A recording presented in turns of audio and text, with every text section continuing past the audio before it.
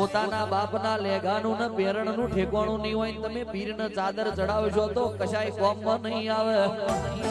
કે પેલા પોતાના કુટુંબના થજો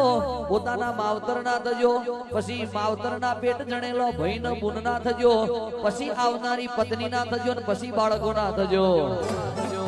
પેલા માવતરના ને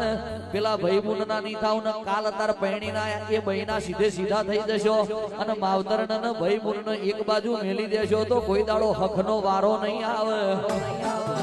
કે સાચો મોણા હોય એના માટે માની જણી બુનઈ એટલે હોય અને હાહરેથી આયેલી હારી એટલે હોય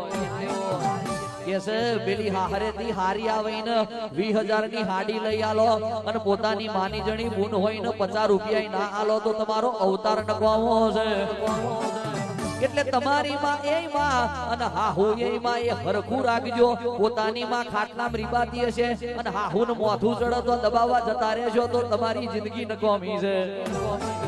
એટલે હું એવું નહીં કહેતો પણ હાહુ એટલે ને માય એટલે પોતાની બોનઈ એટલે ને હારી એટલે એવો ભાવ રાખીને જીવશો તો જીવાશે પોતાના કુટુંબના ને પરિવારના પહેલા થજો પછી દુનિયામાં દોન કરવા નીકળજો બાકી ઘરના ભૂસા મરતા હશે ને દુનિયામાં દોન કરશો તો કશાય કોમનું નહીં મારી વાજણ વરહી પડજો રે